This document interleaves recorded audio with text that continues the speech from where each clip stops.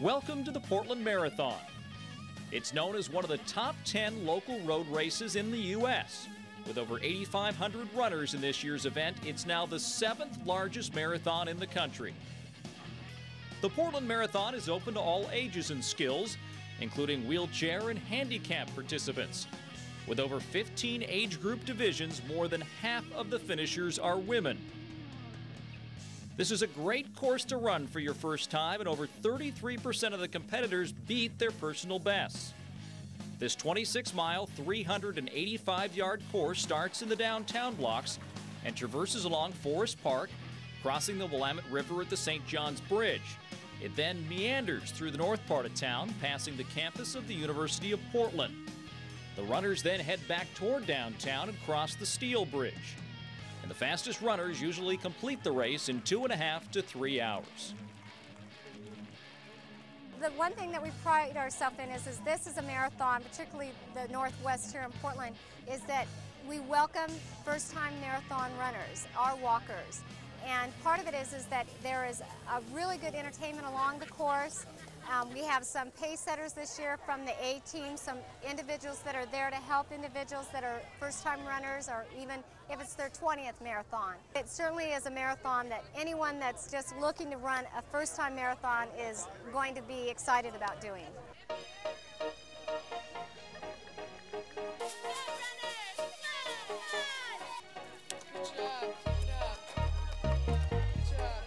Fresh cut bananas, fresh cut with love at mile 18. Banana, help yourself. One of the remarkable things about the Portland Marathon is that it's totally run by volunteers. From the race committee to the medical staff, each volunteer is there to enable the runners to do their best. With all this community involvement, the race has become known as the most well-organized marathon in the U.S. Contestants for this epic race start arriving at the start line before sunrise for the 7 a.m. start. Every runner takes their place in the crowd, placing themselves near other runners who will compete for the same finish time. And the home of the brave. After the national anthem, Vera Katz, the mayor of Portland, starts the wheelchair runners. 4, 3, 2, 1, go! Good luck!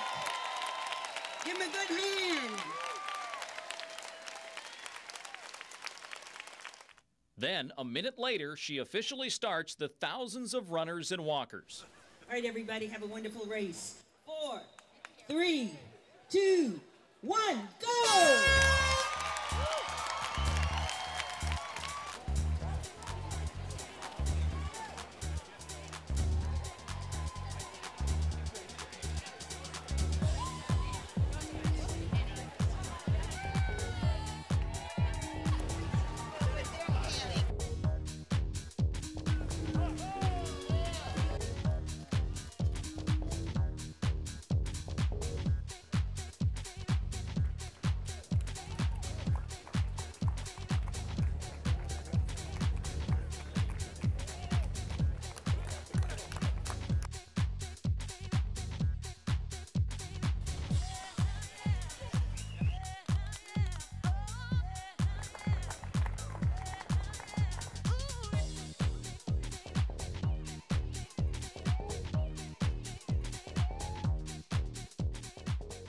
The sun is up and we are underway here at the 30th annual Portland Marathon. The leaders passing about the 4-mile mark.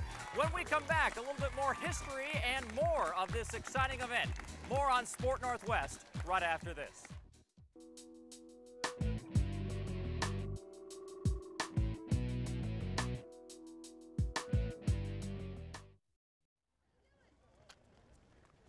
Welcome back to our coverage of the 30th annual Portland Marathon here on the Action Sports Cable Network. We're here out on the outskirts of Northwest Portland. The turnaround point, we're about mile 9 of this 26.2-mile epic race. You know, besides the race on Sunday, there's a lot of activities that go on around this event. Yesterday, we went into downtown Portland, had a chance to catch up with race organizer Les Smith and see some of the other happenings that make this one of the great Northwest events. We've come a long way because it started really as the Island Marathon out on Savi's Island, 1972. And in 1984, we moved the event downtown to a course that entailed more downtown. Last year, our size in number of finishers made us, I believe, the 7th or 8th largest in the United States and about the 12th largest in the world. We are one of the only marathons in the country that doesn't roll its streets up after 5 hours. We were listed as the best organized marathon in North America. We were listed as 2nd in the world. And that is a compliment to my committee. They make me look good, no question about it. The Portland Marathon has gained so much notoriety that for the last few years, marathon race directors from around the country and around the world converge on Portland to learn what makes this event so successful. We also kind of share ideas and meet for 2 days on Friday and Saturday and just have a lot of good times together, and I enjoy that a lot. It's very rewarding. There's a lot of preparation activities the day before the race. At the Portland Hilton, race participants pick up their race packets, which include a course map as well as their running number. That's twice. Here's 3 times. A few out-of-towners memorize the large course map to make sure they don't take a wrong turn. Runners also pick up their race chip. The chip is designed to attach to a runner's shoe, and it tallies their start and stop time automatically by sensors along the race course. Right, so the chip is going to record your time while you do your event. In your envelope, you have a zip tie. And you're going to use the zip tie to hook the chip to your shoe. It's pretty easy. Okay, that's all you have to do. Have a great race. Participants of the Portland Marathon also get the chance to tour through a maze of exhibits. Vendors offer race clothing, shoes, or even customized shades. Then it's off to the Portland Conference Center, where the American Diabetes Association offers runners an all-you-can-eat pasta dinner.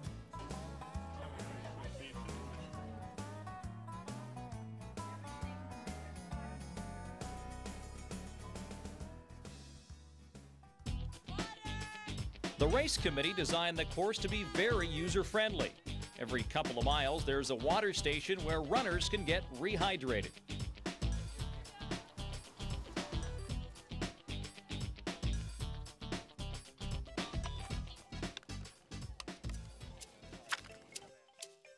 A unique part of the Portland Marathon is the entertainment along the way.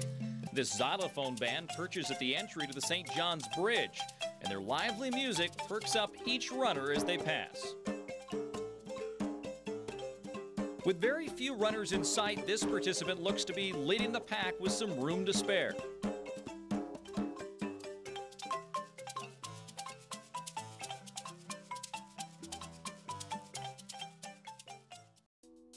Don't go away. We'll be right back with more great footage from the Portland Marathon. Welcome back to Sport Northwest here on the Action Sports Cable Network. I'm Paul Swangard. We're on the east side now of the St. John's Bridge, mile 18 of the 30th annual Portland Marathon, heading back towards the center of downtown Portland for the finish along Front Avenue. You know, this is one of the top North American marathons. It's also very popular for first-time runners, but the course features make it fun for almost anybody to run it, and that's why we have more than 11,000 runners hitting the pavement today. Yesterday, though, we talked to a very special couple that told us why they are challenging themselves on this course today. 2 years ago, I saw a sign at the gym that said, anyone can run a marathon, and I was about 250, and I kind of laughed and said, prove it to me. So I paid my money and went down to Alton every weekend and did my runs every week. When it came to marathon time, I was ready to run a marathon in 6 months. And that way I ended up losing 50 pounds. When I did my track workouts, my daughter would push William, our son, around in the stroller, and followed me around, and eventually she decided to take up running herself. But she's got a lot of, she overcame a lot of difficulties to get to this marathon. In 1998, Merarda Byman gave birth to her first child. In the process of recovering from her delivery, she lost 20 units of blood. When the doctors gave her a transfusion, some of the donated blood contained the disease which causes rheumatoid arthritis. I have rheumatoid arthritis. The doctor gave me like 11 pills to take it, but every pill said with food.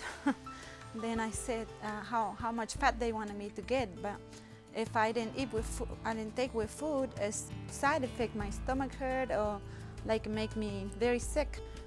The beginning I can hardly walk because I was like 172 pounds. Not wanting to spend the rest of her life as an invalid, she decided to do something about it.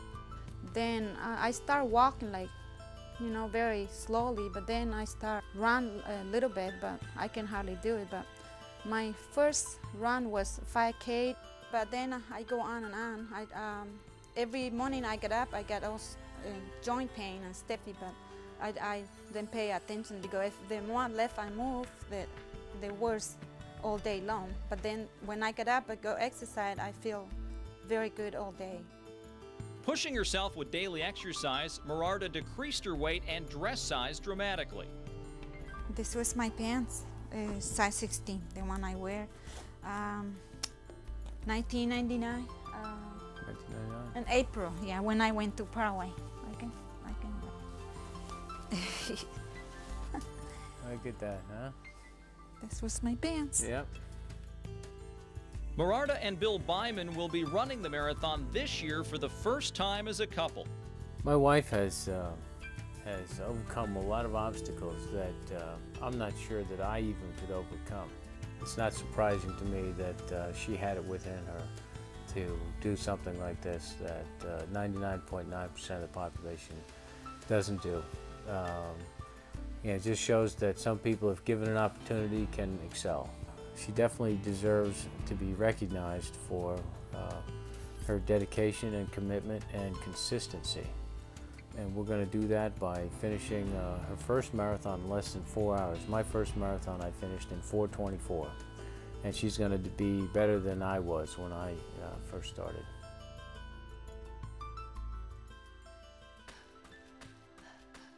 Back on the streets of North Portland, runners near mile 18. Known as The Wall, race participants reach the much-needed water station. Good job! Water! Water! Water! Go for it, Amy! Get the shower! Oregon's finest water! Right here in Portland! Local residents come out in force to help revive the runners and encourage them for the last few miles of the trek.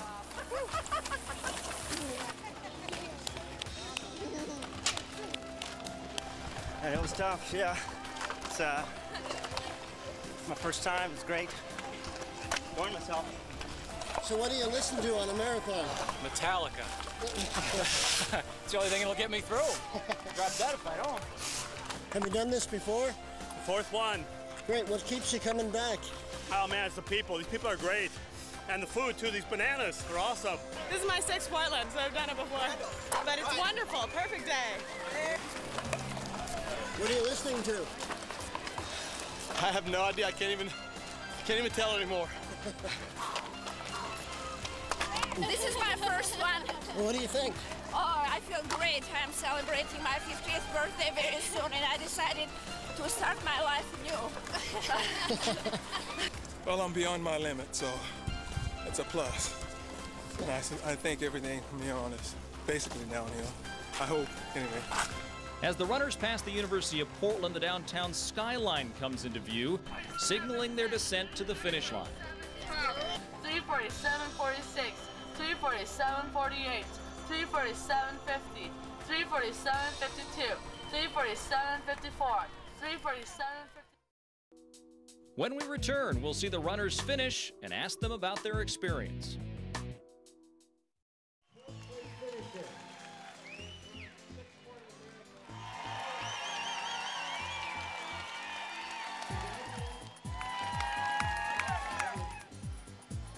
Kristen Carson, Jack Darrow, and Linda Gomez. It's what each runner works so hard to get to, the finish line. Volunteers are on the scene to pass out medals and pamper each participant as they complete the race.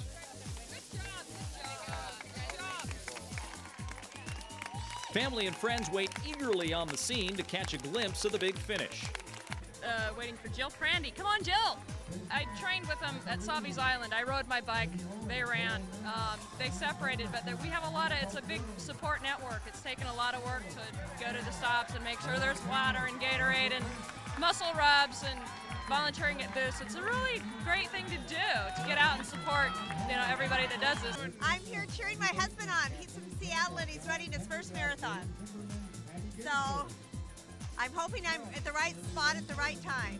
I was going to do it with him. We were going to do it together to celebrate our birthdays, but we couldn't run at the same pace. So he kept running and I stopped. Without a big cash prize for the winner, each race participant is treated equally with a medal and a rose. Yet the biggest payoff is the personal satisfaction of completing this epic race. I carry the flag because I believe that America needs to be united like we are, and I believe there's a price to pay. Our freedom costs a price. Sometimes you have to have pain for that price, and also there's a lot of dedication with that. So, America, I love you. On the other side of the finish line, there is a vast assortment of food waiting to refresh each participant. This is a time to cool down and reflect on their personal achievement before going to meet their support team. So, what was the time? Let's see, 2:58:23. And was the 3-hour barrier kind of your goal today? Yeah, I mean, it seemed like it at the beginning. There toward the end, I was thinking maybe 3:15. It was getting longer. It was all mental at the end. Now, have you run here before? No, I've never done a marathon before. Oh, first marathon. Yeah. So how'd it go? Really well. I came in at 3:09. Is it all that you expected? Actually, I imagined it to be harder. And it turned out that I could really keep an even pace throughout the whole thing. So for someone who's sitting out there maybe watching this, thinking about running their first marathon, what's your best bit of advice for preparation? You have to train. Yeah, I mean, I've been a runner since forever, but I haven't really started training for this since a month ago. And so I really started training 4 times a week and did long runs and short ones. But without training, I don't think, well, you could do it without training, but it would be a really, really hard experience. Tell us about your personal performance. Well, I wanted to break 3 hours. I have 2 friends in San Francisco who've never broken 3. I told them if we ran together, the 3 of us, so I guaranteed that we would all break 3 hours, and we came in about 2:59:55. So I lived up to my billing, and they lived up to theirs. You're a pretty professional analyst if you can get yourself out to a 3-second differential. Well, Runner's World did these really cool armbands that give you your split every single mile. So as a result of that, you can just look down every single mile and check out where you are, and we use this to gauge ourselves. So we kind of ran like a metronome. We were just always on 3-hour pace. How was it for you today? Great, absolutely beautiful, great, had a lot of fun. Okay. Yeah. You don't seem all that winded. Are you one that really tries to prepare well? I'm really well prepared for this time, so done a lot of these kind of times. So yeah, just a great day. A lot of friends out today, and I had just a lot of support. So it's just people are friendly here, and Yeah, from the runner's perspective, what does make this event, among the tops in the country? And I mean, it's in your backyard, but how would you sell this to other people watching around the country to come out and try? I'd say this is like the best beginner's marathon. It's a great marathon if you're just not worried too much about your pace and uptight about your time, because you get a lot of freebies and it's very friendly. It's clean air and not a lot of traffic. And well, you get water, you get food, you get entertainment. I mean, I think that's the other part of it. Here you got sunshine. Tell us about your background and what it means to be running today. Well, 2 years ago, I was training for St. George, and I woke up in the morning and my neck was swollen, and went and had it checked and found out it was cancerous. And they gave me a 20% survival rate. Took out a tumor about the size of my fist, and 6 months of chemo and radiation. And then ran today, and I've realized that I'm not running as fast as I used to, but you know what? I sure as hell enjoyed the scenery a lot more. Yeah. So this is pretty special to me, because I don't have any spit. They burned it up with the radiation, and And I took a goo and I needed something to take it down, and I'm going water, and I'd passed the water stop 3/4 of a mile back, and this little kid came running out with water and he said, here, here, and I'm going, God, it was incredible. The last 2 weeks has been pretty emotional, and today this is pretty special. So the runners continue to roll in here at the finish line of the Portland Marathon, 26.2 miles, and they're celebrating every last step. A reminder, if we've inspired you at all to try this maybe next year, there's a lot of great local organizations that can help you prepare for next year's race. One we'd recommend is Portland Fit. Starting next spring, no matter your age or your ability, they'll get you prepared going month by month, step by step, to try next year's version of this race. For now, though, let's go back to the finish line, enjoy the rest of the finish for all these runners who have put all the time and effort to get themselves prepared for this race, and we'll also check out the party afterwards that makes this one of the great weekend events here in the Great Northwest. So for everyone here at ASCN, I'm Paul Swungard. We'll see you next time for another edition of Sport Northwest.